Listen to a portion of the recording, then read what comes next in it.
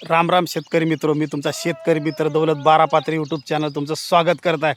शेतकरी मित्र, हे आहे गोपनीय तीळ. पहा तुम्ही पहा, गोपनीय तीळ आहे. मी मध्यभागी फिरत आहो, तिळामध्ये, तिळाच्या प्लॉटमध्ये फिरत आहो. तुम्हाला कुठं जर काही वाटत असेल तर बघू शकता.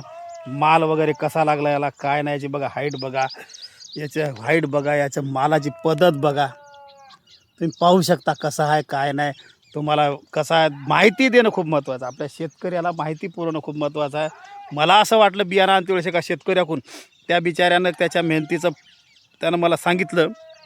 मला त्याचं काही गोष्टी आता पहिल्यांदा वाटलं की बाबा बियाणं इतकं महाग विकत आहे, जवळपास 500 रुपये किलोनं विकत आहे, तर त्याचं काही कारण तरी असावं. मग त्याला विचारलं, बा एवढं महाग कसं काय? तर ते म्हणे, दादा म्हणे याला एवढी मेहनत आहे म्हणे बियाणं ठेवण्यासाठी. एका शेतकऱ्याचं वाईट व्हावं नाही कधी, अशा हिसाबानं मला बियाणं तयार करावं लागलं म्हणे. त्यासाठी त्यानं नाही का, त्यानं त्याची मेहनत जी सांगितली, मेहनत घेतली बियाण्यासाठी, व्यवस्थितशीर झाडं तयार करणे, व्यवस्थितशीर त्याचं बियाणं तयार करणे. तर मग म्हणलं 500 रुपये काहीच महाग नाही. मी 500 रुपये किलोनं बियाणं आणलं, पण माझ्या 500 रुपये किलोच्या बियाण्याचा 1 रुपयाचाही घाटा नाही. मला खरंच त्याचे 500 रुपये काही वाटले नाही, त्याला 500 रुपये दिलेले काही वाटले नाही. आज माझ्या शेतामध्ये हे पीक असं भरभरून आलं, व्यवस्थितशीर आलं, माल भरपूर लागला, समाधानकारक झालं. आणि माझं उत्पन्न वाढलं, त्या बिचाऱ्याला आशीर्वाद लागला. भले 500 रुपये किलोनं बियाणं, नाहीतरी आपण मार्केटमध्ये हे लोकल बियाणं 400 रुपये किलो घेत होतं, हे 500 रुपये किलो घेतलं तर काय फरक पडलं थोडंसं बघा. आणि व्यवस्थितशीर माल आला, मला पटलं त्याचं. आणि त्यानं मेहनत जे घेतली असेल बियाणं तयार करण्यासाठी, एकही बी फेल नाही गेलं, व्यवस्थितशीर निघलं, व्यवस्थितशीर उगवलं.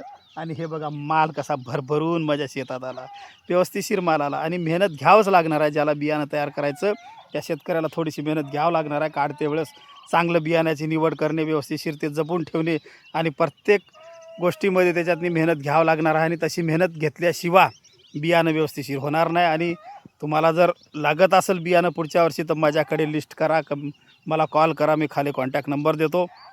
तुम्हाला सगळ्या शेतकऱ्याला बियाणं मिळून जाईल. सगळ्या शेतकऱ्याचं उत्पन्न वाढलं पाहिजे. एकरी प्रत्येक शेतकऱ्याला शेतीमध्ये तीळ हे उत्पन्न 8 ते 7, 8, 9 क्विंटलपर्यंत आरामशीर आलं पाहिजे. हेच माझ्या शेतकऱ्याचं उत्पन्न वाढवण्याची मी एक शेतकरी माझं ध्येय आहे. तुम्हाला लागत असेल तर मला कॉन्टॅक्ट करा. मी प्रत्येकाचा कॉन्टॅक्ट नंबर आणि बियाणं तयार करील आणि जमा करून ठेवील. कारण वर्षभर त्याला जतन करावं लागते, त्या बियाण्याला व्यवस्थितशीर ठेवावं लागते. त्यासाठी माझ्या शेतकरी मित्रांना एकच विनंती आहे, मला माझ्या फोन नंबरवर कॉन्टॅक्ट करा, मी बियाणं ठेवील.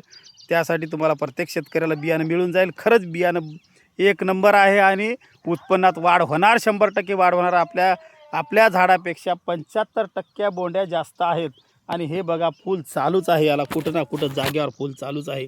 हे बघा छोटे छोटे फूल, हे बघा फूल, हे बघा फूल. जिथं जागेवर अशा बोंड्या लागते तिथं फूल चालूच आहे. आणि आपल्या शेतकऱ्याचं 100% उत्पन्न वाढणार, हे मात्र नक्की.